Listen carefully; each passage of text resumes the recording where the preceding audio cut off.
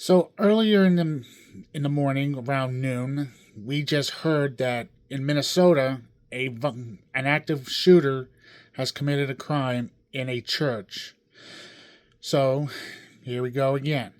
This is the Liberty Choir calling out and crying out to the injustice and the violence that has been brought to our states again. So, as we just heard, this is breaking from an hour or so ago, that Minnesota has just been shot at a church for children at a school before they went to school. So, yeah, here we go again. It is mind-boggling just to have another school shooting just this. It's not surprising, but yet it's just disturbing.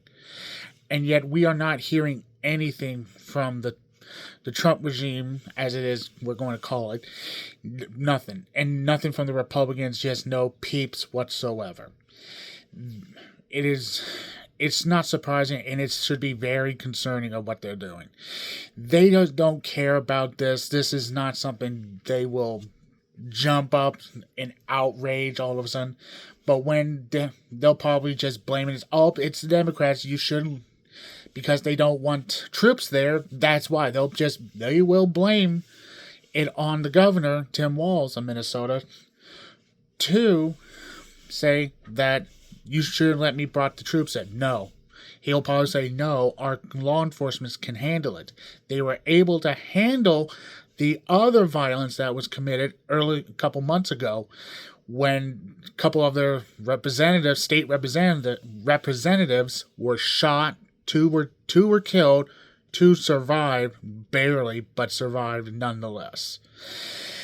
And they will try to they're going to spin this in ways that is mind-boggling. And it's like, what is up with the mental gymnastics of them trying to find reason and trying to find anything in that type of mental gymnastics of a labyrinth in their heads. It is insanity. It is just people that are cruel, that they are just punching down. While people are now mourning this tragic loss of life, 2 kids were killed, 14 injured, and 3 adults were injured as well. So now the question is, will there be more casualties to come or not? And this is something we have to end this. This has got to stop. The buck stops here. And unfortunately, Trump is not he'll just pass it on to the next person. He'll just blame the other guys. He'll just blame the Democrats for not letting me send in the National Guard, even though he can't do that under any form of law without the permission of the sitting governors. As of yesterday with Pritzker, when he heard that Trump was going to have asked the Illinois governor to invite him in, he said, no, we don't want you here. We are watching, and we are going to be taking names. And I would recommend watching that video as he made that. It is crazy that we're doing this, that Trump is just so callous, so insensitive, and such an a-hole about it, and he's not hiding it. Though he has health problems himself, yet he's been blaming Biden, been saying Biden had health problems too. That may be true, but Biden was aging, so we were seeing him age in front of us.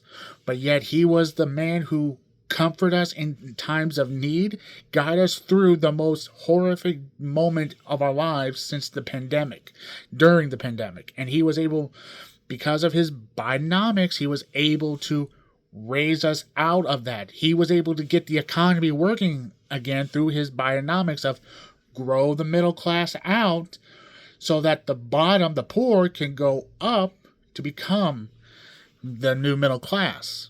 And then those who are at the top of the middle class ladder were able to become the new millionaires on that top of that pyramid scheme. Well, not scheme, the top of the pyramid, I would say. So now here we are. Him probably going to blame the governor for not inviting the National Guard. No. That's not going to happen. Unfortunately, we'll have to let the law discover what happened and all that.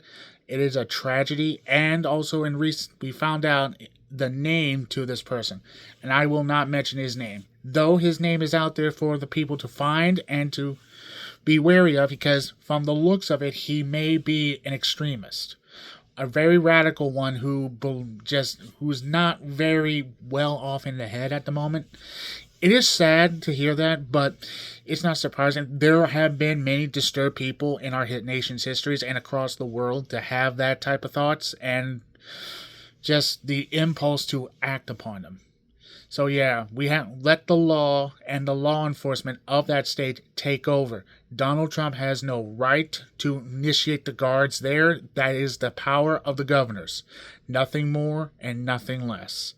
So my condolences to this tragedy that has been befallen upon us again. And we must remember, we have to hold people accountable. Hold the Trump regime accountable, including the Republican insenses, the heartlessness of the Republican Party, just the party in charge, not the constituents. Their constituents are starting to see for who they are. The liars, the swindlers, and the cheats. So, this is the Liberty Crier to say thank you for watching. Continue to call out the injustices and the insensitive of this regime we're in. We are slipping into an authoritarian regime. We must hold the line of liberty. We fought too hard to keep it. We are going to lose it. As Benjamin Franklin said, when the Constitution was ratified, he said to somebody, I think it was a black woman, asking, was this a republic or a monarchy? It was a republic so long as we keep it. We must keep this republic. We must keep our democracy, that we forged the democracy through trial and error. We are now starting to get to the point we might lose it forever, and we're going to lose our respect and lose our honor. When we lose our honor, it is nearly impossible to get it back, because people will remember this time as it was. So, thank you for watching. Call out and cry out. This is a Liberty Crier signing off.